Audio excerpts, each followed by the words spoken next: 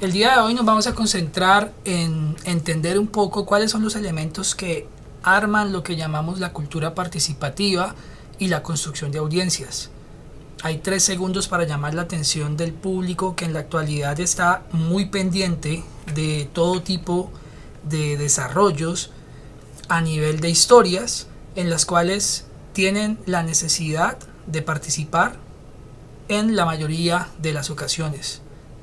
Vamos a tratar de entender cómo poder utilizar ciertas metodologías para poder llamar la atención de esta audiencia a nuestras historias. Quiero empezar con esta cita.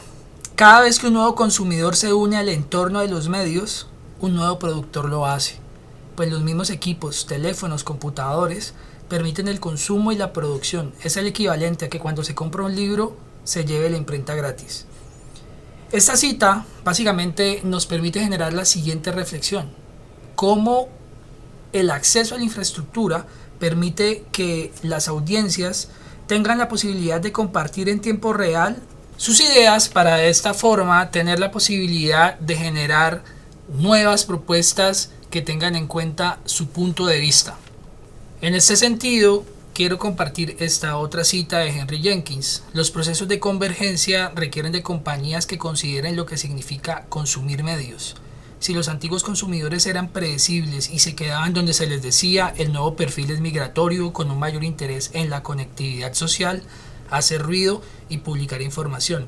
Y aquí es donde empezamos a establecer una conexión con lo que se planteaba anteriormente. Si yo tengo acceso a estas infraestructuras, pero además tengo la posibilidad de que el medio que están presentándome me genera esas oportunidades para intervenir como usuario, empiezo a generar este diálogo, esta interacción, que es la que al final va a posibilitar que se generen nuevas propuestas desde este punto inicial que ha generado un diseñador transmedia.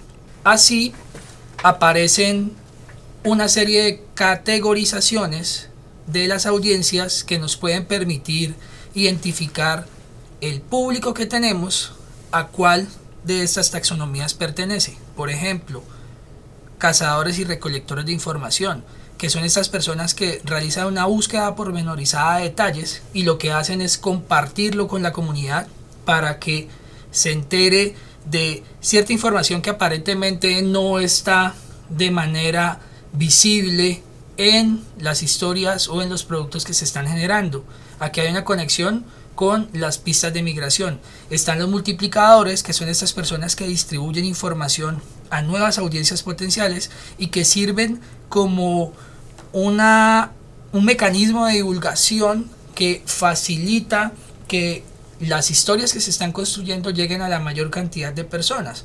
Y está el último nivel, que serían los que llamaríamos prousuarios, que en un ambiente participativo están traspasando esa frontera entre producción y consumo, asumiendo el rol de usuario y productor de información y conocimiento, que aunque es un estado ideal, pues no son muchos los usuarios que están dentro de esta lógica, pero lo que sí es cierto es que el potencial de generar nuevas producciones a partir de lo que se les ha ofrecido inicialmente es una realidad. Hayes hace un gráfico en el que se habla sobre el mito de la participación en la web 2.0 y se habla del concepto del mito porque, a pesar de que tenemos acceso a la infraestructura y las personas tienen el potencial de crear, realmente no todos lo hacen. Como lo vemos en el gráfico, hay ciertas categorías que él describe como consumidores, distribuidores, críticos, editores, creadores, y cada uno de los círculos empieza a volverse cada vez más pequeño. Y esto es así porque cada vez es menor el número de personas que realmente están haciendo este tipo de producciones. Por ejemplo, los consumidores son aquellas personas que hacen un consumo pasivo de contenidos. El distribuidor es el que reenvía y comparte ese contenido. El crítico hace calificación pública de los contenidos, comentan estos contenidos de manera pública, y el editor es esa persona que hace publicaciones de contenidos creados por otros, pero además tiene la posibilidad de generar mezclas a partir de contenidos creados por otro tipo de personas.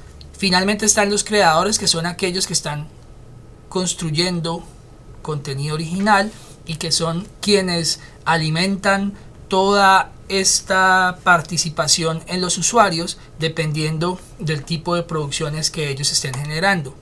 Aquí hay que resaltar que al final lo que va a generar esa interacción es el contenido que se está creando, y por eso es importante plantear un diseño narrativo, plantear un diseño transmedia en el que se anticipen cuáles van a ser las características o los puntos de toma de decisión que van a llamar la atención de los usuarios, de esos usuarios que yo he definido como parte de mi masa crítica, para de esta forma generar esa interacción y esa conversación que yo quiero que se genere entre los usuarios y los contenidos que yo estoy construyendo. Generalmente los contenidos que se comparten en redes sociales y que despliegan una gran variedad de prácticas entre los usuarios son los siguientes: fantasías compartidas, esos productos que de alguna u otra manera generan recuerdos de la niñez, contenido de humor, parodias, contenido sin terminar. Cuando hablamos de contenido sin terminar, es toda esta serie de información que estuvo siendo desarrollada, pero por un motivo coyuntural o ajeno no pudo finalizarse, y a partir de allí empiezan a surgir toda una cantidad de debates respecto a qué hubiera pasado si eso realmente se hubiera terminado.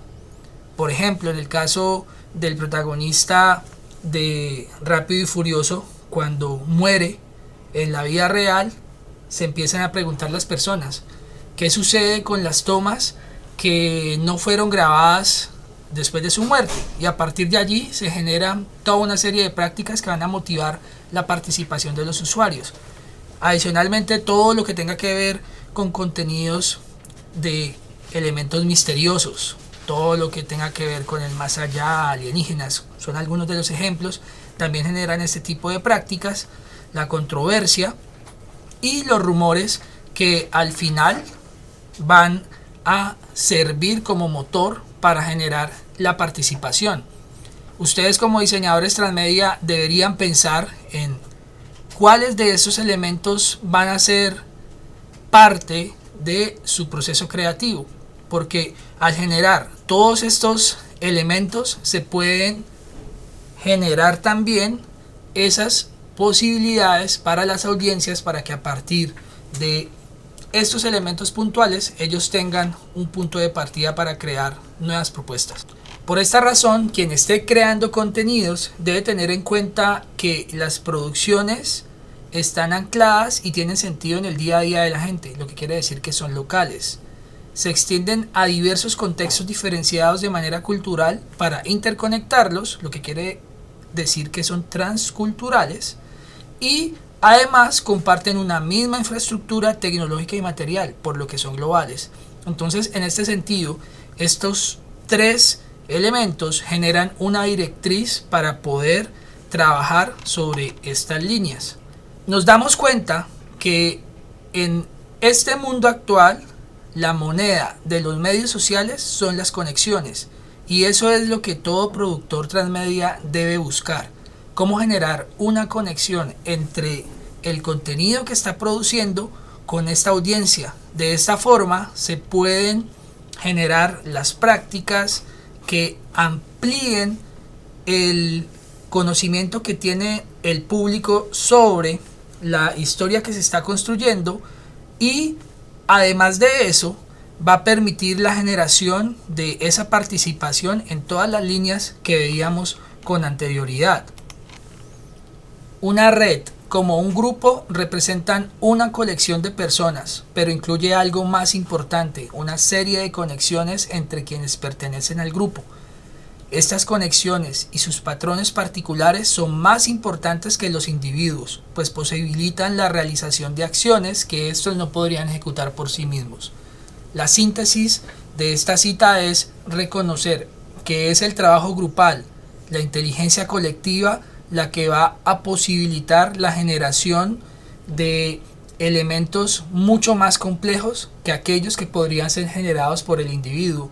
En este sentido, se deben ofrecer todos los mecanismos que faciliten que las audiencias reconozcan este tipo de prácticas.